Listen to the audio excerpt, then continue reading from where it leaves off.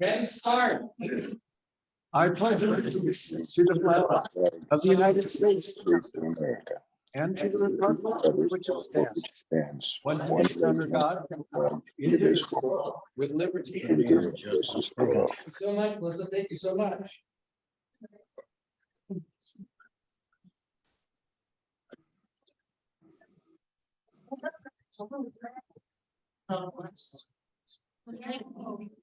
Have a song.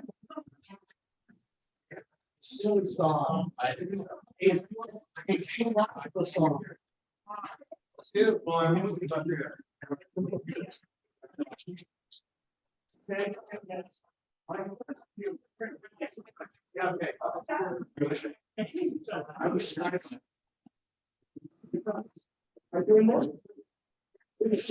okay, got the question, President's plan. Actually, the President's plans have different kinds of music, so these are requests for maybe next week for something like from Jimi Hendrix or the Beach Boys. Or something like that. I mean, Glenn's like a 60s refugee, and he really needs some support here. So, anyways, Stu decided that we do the song about the zoo, and I thought it was like a Simon and Garfunkel song about going to the zoo, but it's not. This was Joel. This was Peter Paul there. Okay, and this guy. Okay, you're on. It's taking us to tomorrow zoo, and it's taking us to tomorrow. We can say all the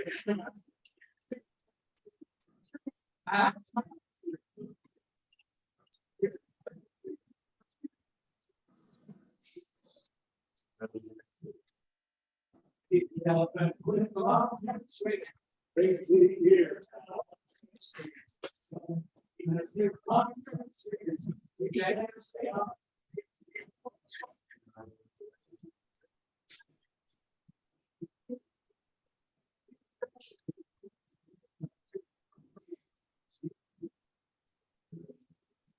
See all the mountains and the streets.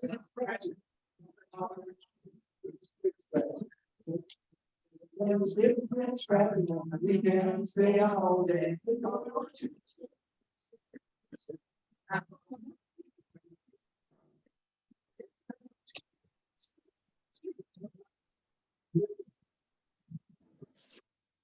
Now we stay all day, and I sleeping, sitting, sleeping. Yeah.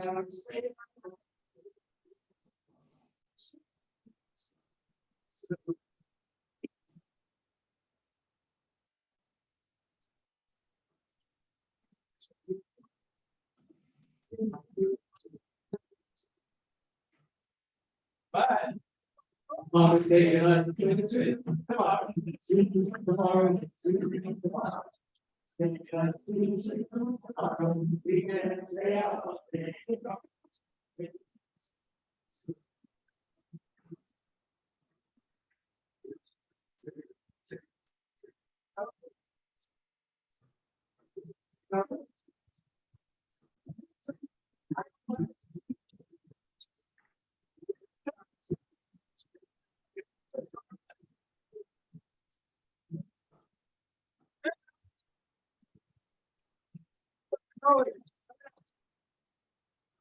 Bye.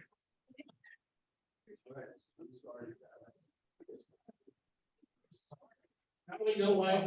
How do we know why the elephant skedaddled out of the zoo? All right, hey Jay, where are you? You come up here. All right, I will. Hey, President Splend, this is the Zoomers. We're having a hard time hearing you guys, so I don't know if there's a way to adjust your mics. Okay, familiar. Well, I told your story last year. They're popular. That's right. I can't understand a single word.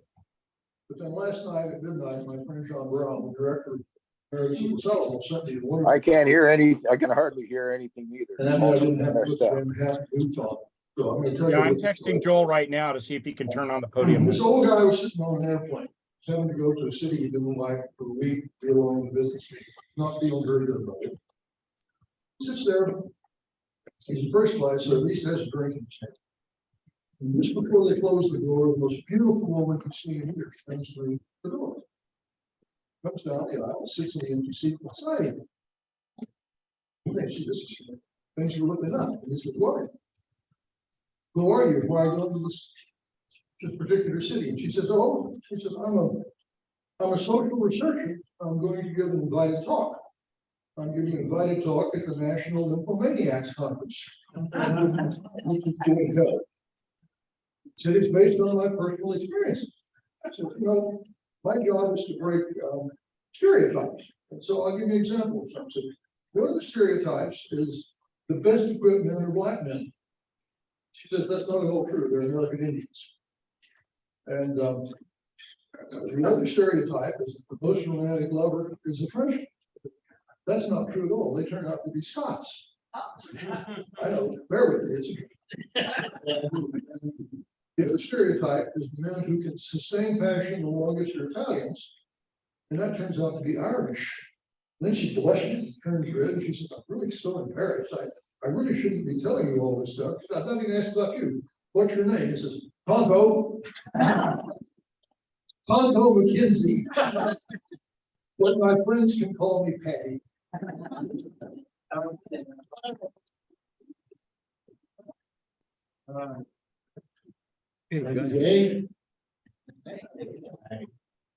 Let's all, can we ask everyone to stand and give a round of applause to these wonderful people for everything they do.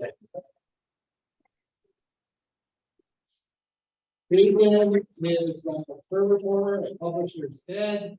Herb is taking photos. AD Joel, chat host and chat, and Zoom host is Jeff, and our greeter Lynn. Monica. I did not Didn't see her. Okay. So thank you so much, guys. All right, on Zoom first, do we have any visiting Rotarians? Yeah. Okay, Jeff's, I don't know if Jeff's noted, but I don't see any on here, Splend. I don't think Jeff is there, or is he? He's No, on a Jeff fire is, truck Jeff right is here. now, No, so- I don't see anybody. So- Patrick didn't see anybody, so we're good. Get that tree, I assume that's what they're doing, right? I mean, there's a bunch of trees down, I guess. It's okay, so I don't see any, but in the room, do we have any visiting Rotarians? We do. Oh, it's exciting. It's really exciting. Cold and I joined Hayward South Rotary, and this guy came to visit. And everybody was just as loud as they are now when he visits the club. This is Bob Tucknott. Honors, and he's an awesome Rotarian. Bob Tucknott. Hey, anybody else?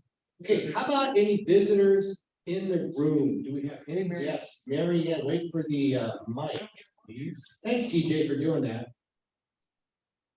I have a wonderful visitor today, Michelle Firestone. She's actually a realtor too, so that's how I know her real estate. And her parents bought one of my lists, so. Anyway, please now welcome Michelle. Okay, I'm looking on Zoom. Oh, we have one more. All right, I'm sorry. I have another wonderful person. My life back. Okay, before I go away, anybody else, any visitors, any other visitors? Okay, then let me turn to Zoom. Oh, TJ, you have something? Yes. I just want to remind everybody that the protocol is when we welcome a visitor. We do not see any visitors on Zoom. Hey, hi, Bob. Hi, Bob. It's here. Be clapped. Yes, that's correct. So I'm looking on Zoom and I see someone that I don't see too often. That's Kathleen Streeter. And I see Clark in the background. Welcome, Kathleen. Parking there, she's waving. See her up there? I don't know if you can see her up there or not. Welcome. Welcome, Kath. Let's see if anybody else don't normally see. A lot of regulars on there on Zoom. Okay, announcements. Oh, there you go, thank you. Let's see what the first one is. It'll be news to me. No. This is Saturday. Um, In the back? Alan Frank is back. Oh, I did last week. Yeah. Yeah. I wasn't here last week. Okay, Michael wants to. Let's welcome Michael back. Yeah. And not that we've, I mean, it's only been a week, so we've already forgotten Alan, but let's welcome Alan again.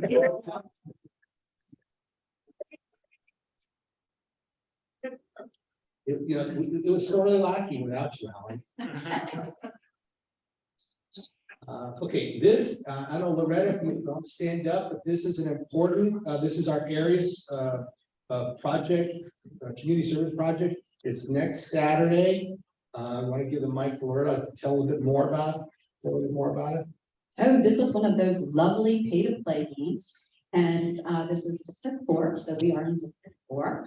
And I know this is the same day as the potluck, but see, so you could build up an appetite, go home, make your thing, and you'll have an entire Rotary day. So I can't sign you up for this. You need to sign yourself up to this. So there is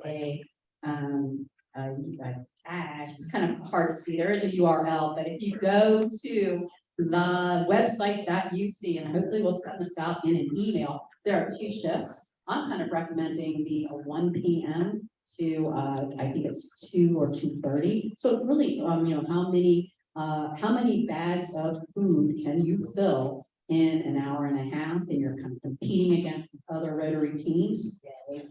I don't know what else to say about it, but it is a worthwhile project. Thank you so much, Loretta. Hey, Joel, are you reading The chat, the room camera? You see those chat comments? The room camera does it move at all? may not be showing, and the podium, just this camera right here on the laptop. Yep, I see As that. Bland, I don't think the scan code is working. Okay, you're gonna move it around. There you go. How about that, guys? As the camera more visible? You seen the throngs of people here? No, we're Nope, not it's seeing not that. working. Everybody wave. It's a negative. Hey, Jeff, how's the audio? Can you hear me? Or is it still quite low? Or Pat. Or Pat? Anybody? The audio's okay. Okay, so you're muted. How's this? Okay, there we go. Better? Quiet. Audio is okay, Pat says. Good. We thought it was nuclear winter out there. We wouldn't be tall. Has Bland, Yeah, Christian. the scan code is not working. They need to log online to help out with Kids Against Hunger. Okay, great. Thanks so much, Christian. You all heard that? The QR code doesn't seem to work that well, but if you go to the website, Yeah. which is on the district website, you can register there. Thanks, And Christian. it's also on the bottom of this slide, which will be sent out to the folks. Right. Okay, so, and you also can see it on the slideshow when you get it in the next couple of days. All right. Again, if you're, no one will be faulted if you get up and decide to go to the back of the room and bid. Jackie is back there. She is adding more things every moment, more enticing things. I mean, there'll be more buds on the roses because of you bidding more. Right, Jackie? Every $10 means more buds on the roses. Okay, come on, guys.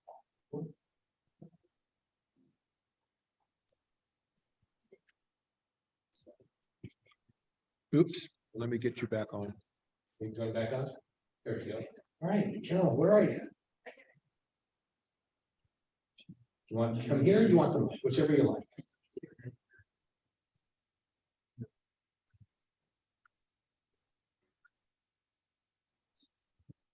Yesterday we launched. I'm real short in that picture. The third graders are taller than me. I'm here to tell you, we've launched the second year of our gift of reading program, in which we give hardcover books to each third grader in Livermore. There are 12 elementary schools. There are 989 third graders here. And this is their reception. You can see that they're really excited about getting books. They're cheering. And then yesterday, which was raining, every one of them was really careful. Put their book under their jacket and protect it. And they came up and told us about that. So that's pretty fun. So let me tell you, this is the second year, and we have the same program. The library specialists at each school get together for a meeting, and then they help pick the books that will be read. Each kid gets to pick his or her own book. We don't say you have to have this book. They like that a lot. They really feel ownership to it. After they pick the book, with a little program at the library, then they go and they bring their Chromebook and they put in the name of the book and their name. But after last year, we learned that it was good for a teacher to look at some of the names, because otherwise we wouldn't have spelled them correctly. So far, last year, we had 100% on our nameplates that we put in the books. All names were spelled correctly. So far this year, we also have 100%. The ones that are tricky are the kids that have changed schools or just come in last week, and we don't have an intake, but we have always had books for them. So let me just tell you a little bit about it. We do need more volunteers for next week. We'll use probably about 50 volunteers. I wanted to tell you also why we're using this program with third graders. According to the Livermore librarian, third grade is the critical year. You read well by third grade, you're probably going to do fine. If you aren't reading well by third grade, you need some special attention. And so with getting them a book and having the teachers be aware of them, we're hoping that makes a big difference. There's no question they like the books. That's not an issue. And they're reading them as they go out of the classroom and walking into walls. One of the things we do when we talk to the kids is we tell them about what Rotary does. We talk about the bandstand. We talk about the rodeo parade. Most of them know these, and they like to be excited when they know something. We tell them about the chili cook-off. We also tell them about what we do overseas and taking wheelchairs overseas and helping with COVID. They're absolutely attentive the whole time. It's wonderful. Let's see. Do you have anything for me? You have a question? Oh, sure.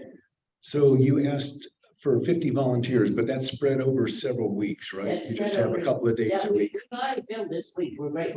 And next week, we need them toward the end of next week, and I'll be at the table in the back to do that. I did want to tell you that Philomena is taking this job for the morning club, and also Sherry Simone ordered all the nameplates or book plates. And as I said, we're working with 100% on spelling.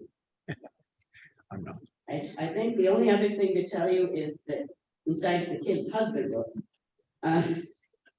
that we have a lot of names, and they're really about this long. And so we always tell them, we'll try to say your name correctly. We don't attempt both names. We only attempt the first. But we'll do the best job we can, and they're really great. They come up and tell us, and they tell us if their name is spelled correctly, and they're always thrilled. The last thing I need to tell you is we have a partner in this, and that's Judy Wheeler at Town Center Books in Pleasanton. There's one branch here in Livermore. She gives us a 30% discount on all the books. So that's a lot of money for us to get reduced when we're ordering 1,000 books. We need the signups today, and the last thing is that because this club, because all the librarians met together to help us launch this, I told them about our mini grants. We had 5 or 6 mini grants this year from librarians who want to make their books more current. As one woman said, my latest geography book still has Yugoslavia in it. Okay. Thank you for your help. See you later. Thank you so much, Brian. Carol, on my nameplate, my name is Splen Splendorio, and it's pronounced Darth Vader. Oh. We'll And, talk later which book you want. And if we could go back, Joel, one slide here.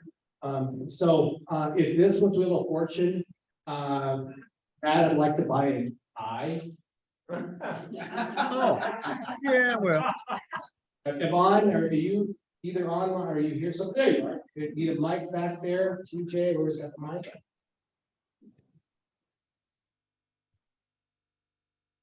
Can you hear me? Okay, good. Well, everything's on. We have 18 students coming. I have just enough drivers to transport. I'm going to reconfirm with my drivers today. Would anybody want to know the countries that will be visiting us this weekend? All right. So we have China, the Republic of Korea, Nigeria, Canada, Lebanon, Ghana, Nigeria twice, Wales, India, France, Morocco, Pakistan, and Ethiopia. Wow. So how's that for a spread? And maybe Norway, right? Isn't your student from Norway? Yes. Yeah, so we'll have a surprise guest from Norway as well. Okay, so what can we need? Well, first of all, I sent around the signups. It's still not too late. If you want to come to the potluck, you don't have to host to come play. Other than that, if there are any questions, I'll host it, but starting on Saturday morning, our driver's going to meet and depart a little more at 7:30 in the morning to go pick up the students. We have a full day with the mayor and the police department and lab, potluck dinner, host families pick them up the next morning. We go up to Paul Banky's ranch and it's projecting sunshine, which is good, which means we'll be able to go up there and then take your student back. Now, I do have a number more students that are going to need rides back on Sunday than is normal. So I think I have it covered, but if you are available on Sunday to take a student back up, that would be helpful to know. So I have a backup, okay? Right. Any questions? Only answers. Only answers, that's what I like. Okay, thank you. Thanks, Yvonne.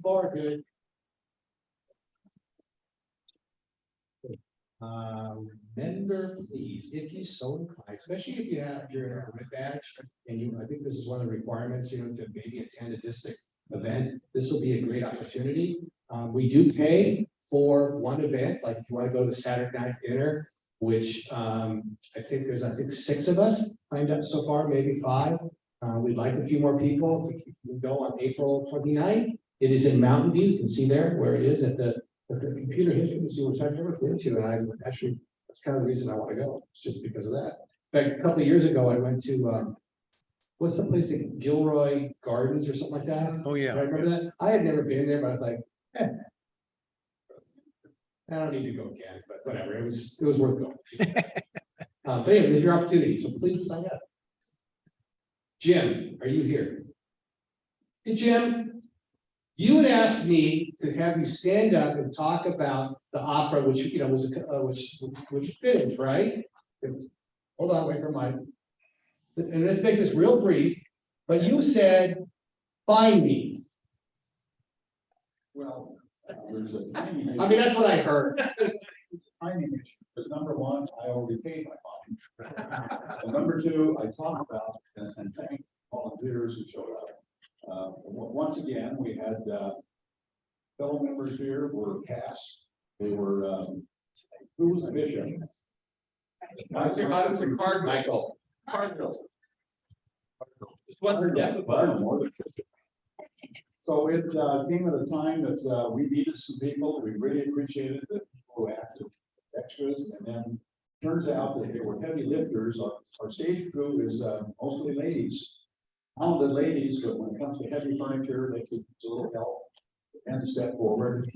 It was also a complicated set to move because it took up just weight a lot, took up a whole lot of space. So we had everybody had an assignment: be here, do that this time, then do that. So once again, thanks for, and also we had really good attendance, and many of them were Rotarians. Thank you very much. Thanks, Jim. Thank you. So here's a couple of reminders. The next week, I think we're actually the entire. As of this morning, we're in the entire room. So next week, because it's Roland, it's your time, dude. We're gonna have, how many? 40 grants? 37. So we're pretty much the entire program is going to be the mini grants. So this will be a good time for, bring some folks, bring people that whether it's your friends or your family, or just pick up a stranger who's a parent at a school, and let them know what we do. Drag them in here so they see that 37 different grants will be awarded. So the idea is that we'll get through all the announcements and everything in 15 minutes, and we'll start right at 12:45 or 12:15, whatever. We're gonna start so we give Roland all the time to get all those people through. So, and the other thing, which you'll see at the end of the slideshow, the theme next week is baseball, right? Baseball, the world's, whatever they call World Baseball Contest, where Ohani struck out Trout for the last step for Japan to beat US. But baseball starts, so we're gonna have some fun because we're gonna be in a big room. Bring your mitts. I'm not kidding. Bring your minutes. All right, I got a few seconds. That's mini grants. I do want to talk about, before we introduce Nick. So there's been several people that are working on finding a new location that has lunch served there, so we don't have to bring it in. And we are zeroing in on and I think I may have mentioned this before, Las Positas Winery, because it has its own kitchen, it has a chef. And I do want to, broach a subject that y'all understand. We have to pay. I mean, it's probably going to be $30 a meal, and as a sense of what we used to pay. When I joined Rotary in 1998, we paid $15. Do you know what $15 costs today? It's $29. So those, if you remember the last time we actually had lunch, when we were at the DoubleTree, we paid $25. Do you know what $25 is in today's dollars? $25 is $29. So the point is, it's about the same. Any way you look at it, inflation is but we need to have 30 people, a minimum. So the board and other people are going to be thinking about other ideas, but I'm just trying to condition you to get used to Paying for lunch again. paying for lunch. And it doesn't, and by the way, we're gonna have a minimum of about 30. So it only means that a third of us need to buy lunch on any one given. And the rest of us will have to pay a facility fee. Yes, Bob? That was the question. Yeah, it'll be $5, something like that, which is what we have now. So, but the point is, I'm just trying to condition you. We think it's the right thing for the club to get into a place. Mark. Is there wine? Oh, yeah. Yeah, it's a winery. It actually has really good. I think Brent Amos is the winemaker still. So there, he's a great winemaker. Mark, another question. Is that a feature or a that it has wine? I think for us, it's going to be a lubricant. Bigger fines. Yeah, which will make it, like Michael points out, a really great 90 minutes. So we are ready for the program. Nick, I see you're on. Tim is going to come up and introduce you. Thank you.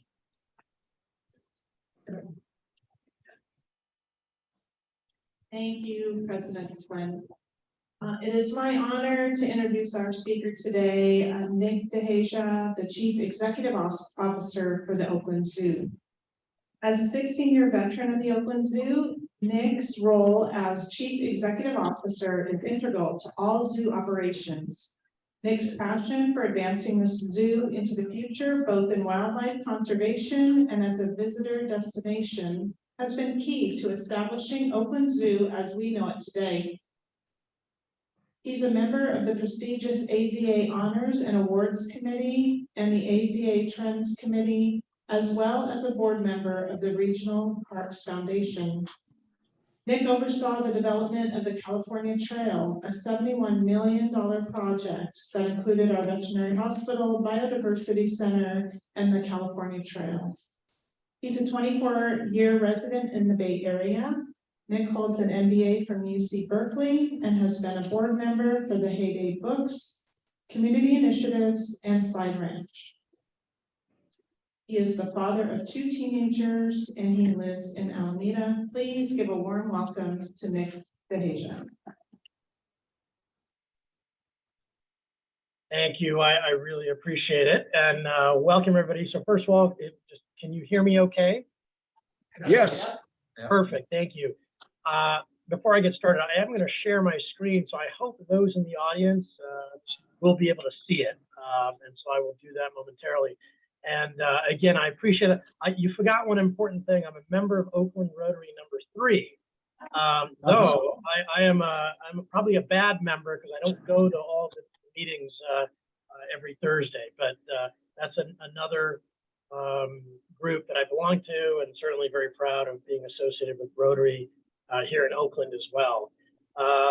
So again, listen, really thank you so much for welcoming me here. I'm hoping I can just share with you a little bit of what's been happening at the zoo, a little bit of where we're going in the future, share some of the activities that are happening and the fun that happens at the zoo as well, not to be completely serious. And I thought one of the best things to do would be to start because of all of this incredible storm damage that we have just been pummeled with over the last, gosh, it feels like 3 months, and certainly COVID for 3 years. But I wanted to share with you a video. If you were aware, in the month of January, we were shut down completely because of a sinkhole at the zoo. So I'll just start to share again, and hopefully you can see the screen. And I'll just share a quick video on that, and then we'll go from there.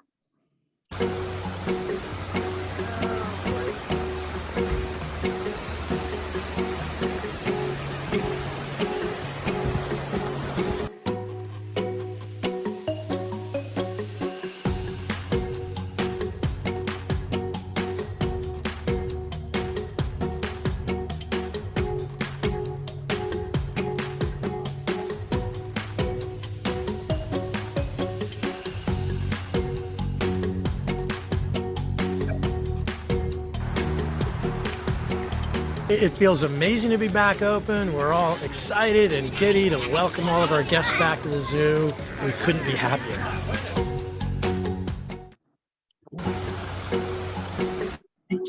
So let me stop sharing that. Hold on 1 second. So again, thank you. I think for those who knew about this on December 31st, where the heavens opened up and it was an incredible amount of rain and storms. Quite a miracle that in 35 days we were able to get this massive sinkhole right in front of the zoo. So that's the road where people drive into the zoo. So thankfully we got that fixed, and I'd like to say we're open again. And of course, with this weather, and gosh, I'm sure you talked about it, with the incredible storm and wind last night. We had to not only shut yesterday, but we're back into a cleanup again with multiple trees that are down throughout the zoo. So we're all feeling a little bit exhausted and wishing this would end. We love that the drought is sort of over, I guess, if you could say, but this has been, I would just say, a tough one on the zoo going forward. So with that, let me just share my presentation here as well, and just to walk you through a few highlights in the zoo. Obviously, I don't know if you know, we are celebrating 100 years. In 2022, last year, the zoo has been in the city of Oakland and certainly in the broader community for 100 years.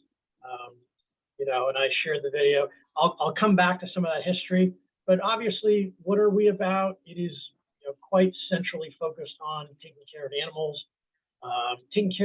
in really desperate need and desperate situations. So what I'm showing you here are 2 tigers that were rescued from a backyard zoo in Oklahoma.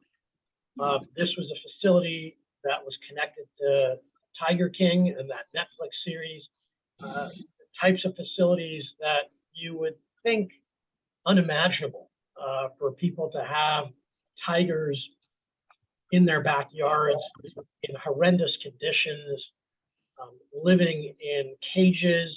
And with these two, we've got Mia on the left and Lola on the right. They didn't have opportunities to touch grass, were getting a poor diet, didn't have the medical care. And so we rescued and brought them to the Oakland Zoo. That's something that hopefully you will hear about more and more about this zoo versus many other zoos across the country that are wonderful, but don't have the singular focus of rescue. We're one of the only zoos in the country that People for the Ethical Treatment of Animals, PETA, supports. It's one of the only zoos that work actively with animal rights groups as well. So rescue becoming really important. The majestic California condor.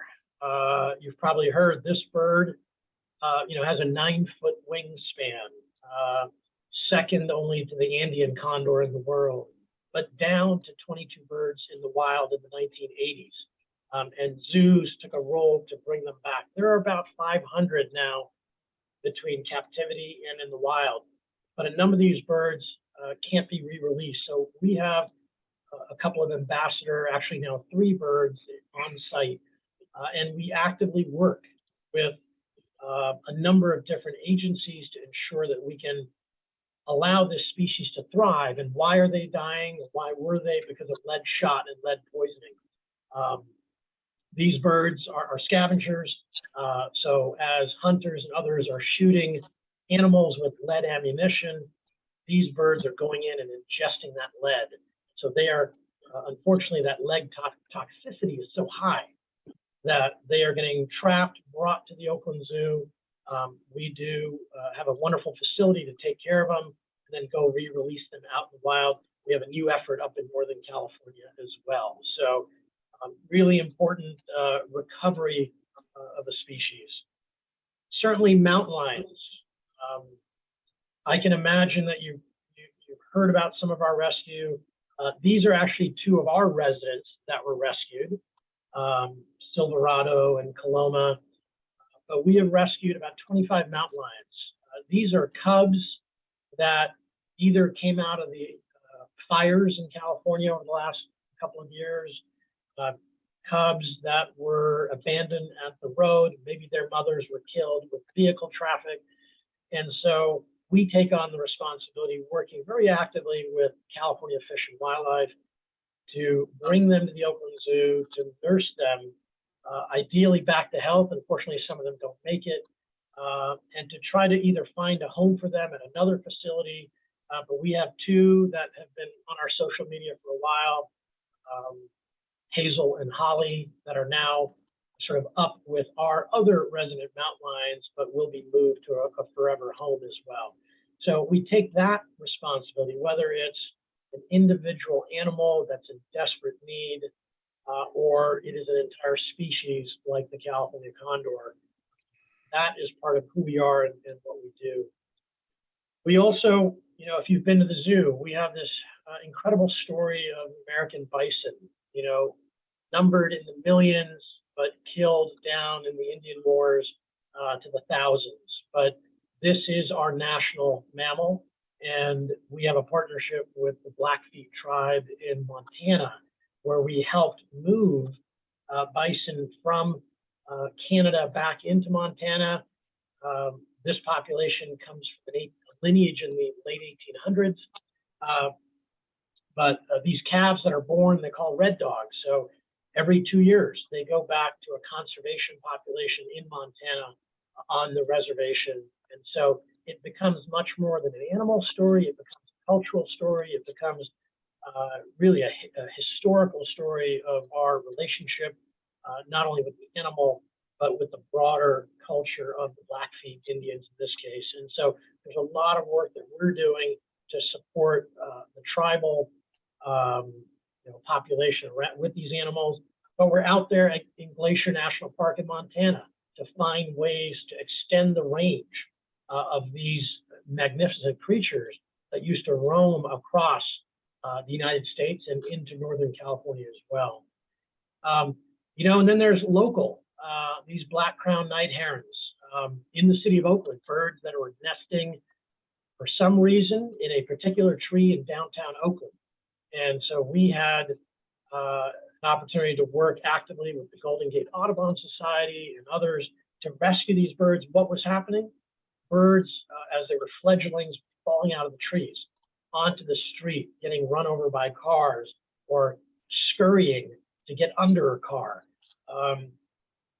So we went out last season, it's been a couple seasons now, to rescue over 140 birds. We bring them to the Oakland Zoo Veterinary Hospital, take care of them, and help move them on to the International Bird Rescue as well. So you would think, why not just take these nests and move them? That would be easy, or why not even cut these trees down?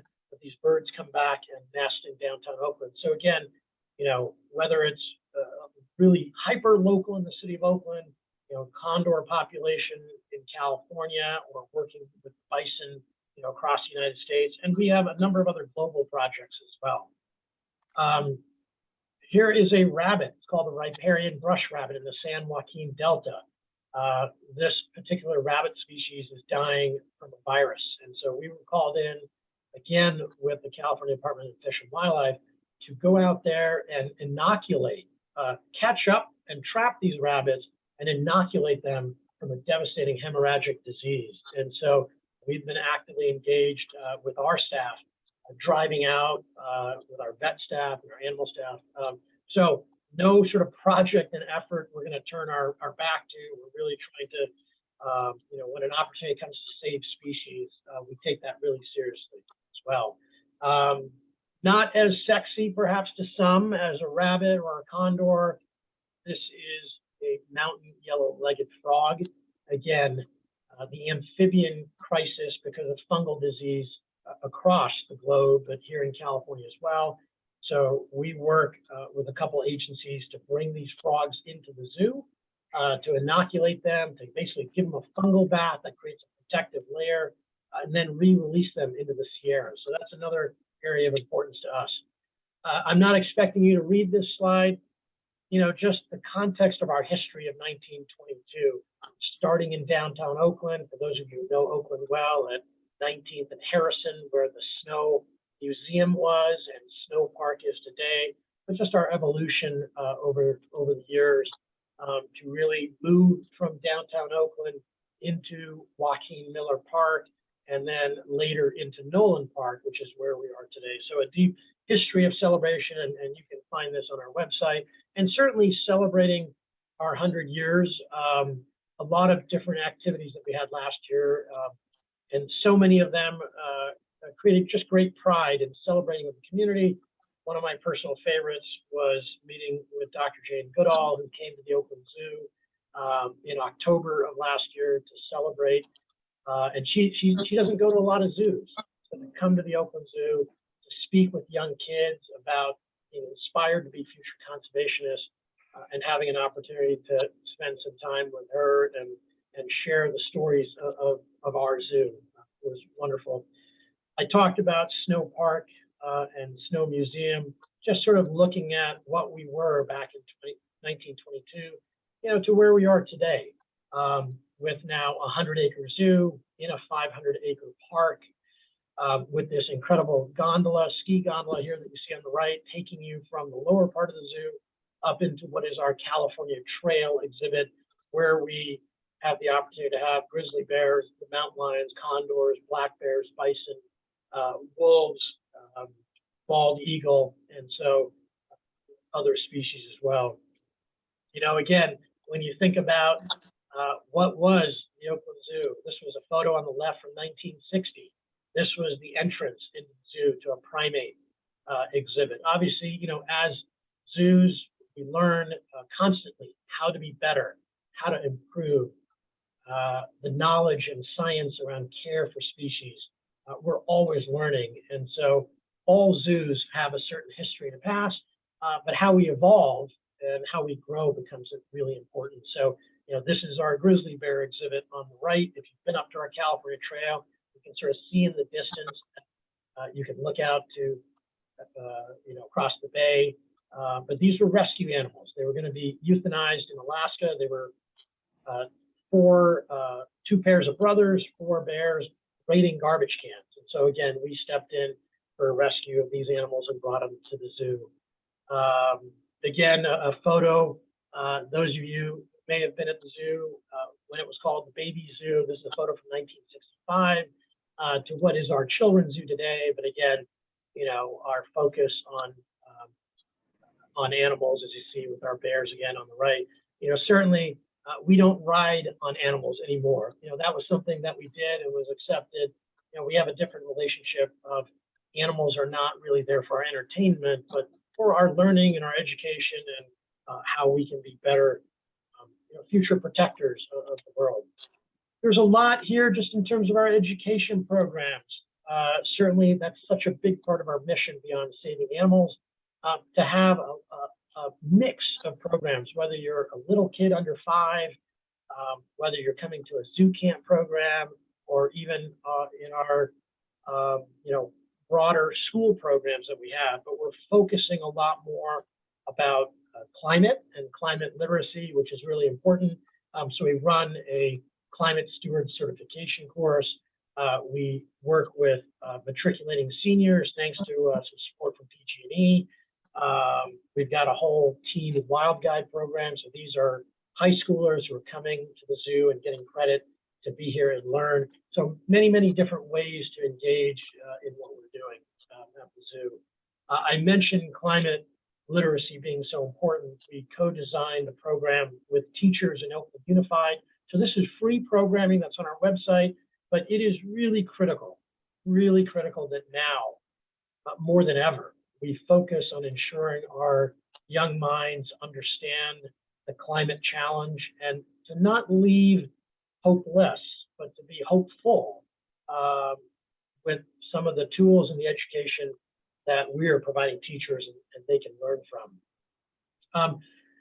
Certainly, listen, what makes us thrive is the people that come and visit. I will tell you, it's some of the happiest moments, especially during the closure that we had in COVID for many months, but to see not only young kids, certainly, but to see families and others and seniors thriving and having fun at the zoo.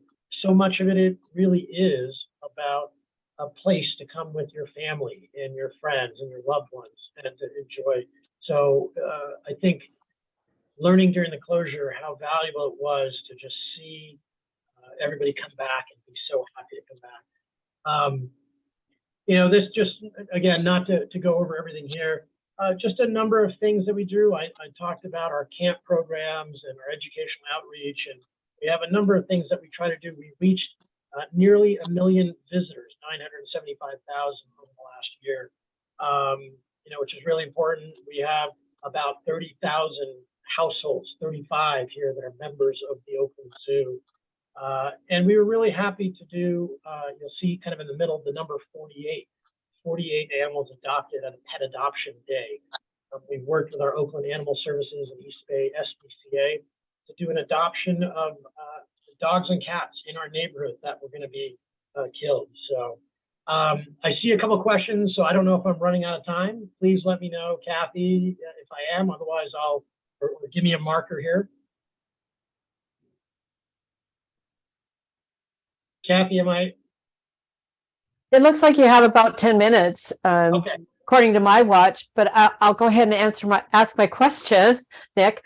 This has been really wonderful presentation, and I really appreciate the focus on rescuing.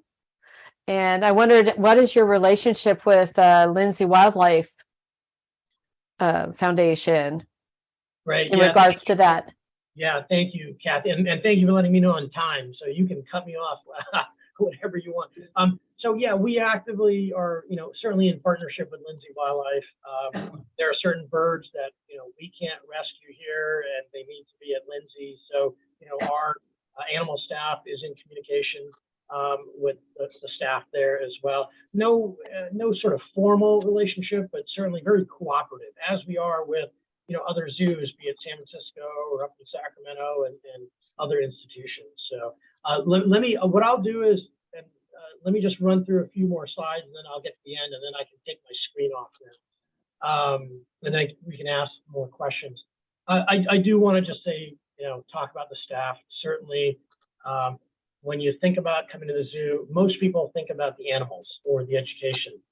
They don't realize the extent of the expertise and the people that are needed. We have about 20 different departments at the zoo.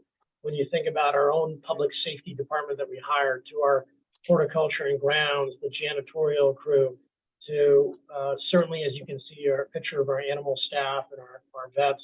But we've got a maintenance crew and a rides operation. And you think about all the back end services, marketing, accounting, and development and finance. So it really takes an incredible group of people to run the facility. We have over 300 staff here at the zoo. We're about a $25 million operation. We're about to grow quite significantly, and I'll talk about that. I will just say something about COVID. I know I can't believe I'm still showing this slide 3 years later from the start of COVID. It was very important to me and to us at the zoo. Number one, we provided vaccines for staff, and we did a lot of on-site and actually mandated that staff get vaccines. But we also did it for the animals. We were the first zoo in the country to vaccinate our animals against COVID. And as you can see, a ferret getting a vaccine and a baboon getting a vaccine. But we have vaccinated all of the sensitive species that needed it. Again, as you can see with the baboon on the right, this is all positive reinforcement. They press themselves up against the fence or the caging in this case, and voluntarily accept a vaccine. When our bears did that, we give them treats. Sometimes it's ice cream, sometimes it's whipped cream, whatever gets them closer to give them a reward. I did mention all of the local, kind of broadly within the United States, but we also do a tremendous amount of work to support species overseas. So whether it's chimps or the cotton-top tamarin in Colombia, obviously elephants being a really important iconic species. So we also work across the globe. Sometimes it's just financial support. Sometimes it's sending our staff out there. Sometimes it's organizing an eco trip or a teen trip. So that's really important to us as well. On the more sort of, I mentioned on the right, which is that was the adoption day, really important to see families coming to the zoo and being able to adopt animals that would otherwise be euthanized as well, or not finding a home.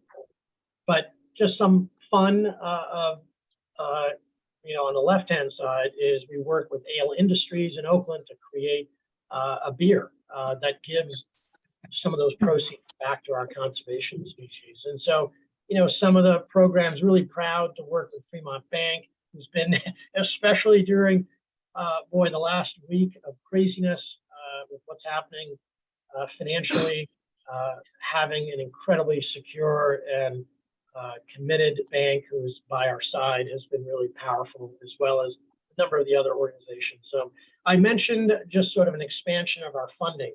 So one of the biggest efforts that I led in the last year was to put a measure on the local City of Oakland ballot to pass what was called Measure Y, which was really all about our commitment, not only to the community broadly, but to the region. But in this case, really supporting access, youth, school programs for those who can't afford to come to the zoo. And so many of those are in the City of Oakland, providing opportunities for educational programs for youth, taking an opportunity to expand our conservation, as well as certainly our own facilities to be able to take care and be able to, over many years, build new facilities. So this was a measure that passed back in November, would allow us to access $12 million a year for the next 20 years to advance what the zoo wants to be able to do in this community that we are really born out of and born from. Couple of fun things just to get to a wrap up. Obviously Earth Day or Earth Month, we're having some different activities here at the zoo. Again, an opportunity to use our voice to talk about conservation, sustainability, to talk about saving resources, whether it's water, electricity, or otherwise. So come out and celebrate and obviously have fun with the family at the zoo. We've got our fundraiser called Walk in the Wild on June 22nd. our opportunity, no kids allowed, only adults, to just have a fun time again at the zoo, and to support the work that we do. I'll say thank you and pause. Let me end my screen sharing here. Much more to be able to share with you, but let me pause there and just see if there are other questions. All right, thank you very much, Nick. We have a big hand for Nick. Thank you, and I see one hand up at least. I'll moderate these, Nick. So first, let me see if there's anybody in the room that has a question. We need to get a mic to you if you have a question. So Niall, what do you got? What does it cost for a membership? Cost of membership, Nick? Yeah, good question. I don't have the number on the tip of my tongue. It's probably about $150 to $175 for a family, which is great. All of our memberships, if you come 3 times, you'll make your money back and you can keep coming. So in that range, and certainly you can go to our website and take a look, and but we're about that range. All right, great. Marianne, you got a question? Yes, do we have any new significant arrivals with like babies coming since it's spring? Have you had something really significant? Great question. It'd be wonderful to have babies born at the right time. We do have meerkat pups that were born about 3-4 weeks ago. So if you love meerkats, they're called a meerkat mob, there are 5 new pups that are born. We also just finished an enclosure with our flamingos. So if you've been to the zoo, as you walk in the main entrance and you see our flamingos, we've now created a complete aviary over them so that they can be more flighted, and we can put in different birds in there to fly. As you can imagine, without an aviary, you have to wing clip the birds. And so that's something that's not a great animal welfare practice. So that's something new. And, anytime you come to the zoo, you'll see something different as well, just in terms of animals that you wouldn't normally have seen. Thank you. All right, hey Shay, if you unmute yourself, give us your question. Yes, I get the impression that the zoo has grown quite a bit in the last decade or two. Can you give us some indication of the number of species, how that number has increased? Yeah, well, thank you for the question. Yeah, the zoo is growing. So today we have about 850 species. We don't count all the different insects and all that, but about 850. We've been sort of relatively steady. What's important to us is not growing in the number of species. You may go to other zoos and they have 1,000, 2,000, 3,000 animals. For us, what's important is space. Critically important that each animal has choice and control. They have the ability to move away from the guests if they so choose. And so for us, it's about more space than anything else. So yes, we have grown. We were 50 acres for many, many years. And in 2017, we became 100 acres because of our new California Trail exhibit. And so you've got bison on 13 acres. You have grizzly bears on almost 3 acres. You got wolves on about 1.5 acres. So for us, it's critically important that if you don't see an animal at the zoo, that's okay. And so that's our approach to animal welfare and ensuring that we're building complex exhibits that meet everybody's need. I mentioned sort of financially, or in terms of attendance. For many, many years, we were in the 400,000, 500,000, 600,000. When I joined the zoo in 2006, I think we were about 600,000. We're close to 1 million in attendance. Staff obviously has grown over the years as well. So, and we're poised to grow more, not necessarily in our physical presence, but in terms of all the work that we do either in the community or with our conservation partners out in the field. That's where we want to see growth in terms of really saving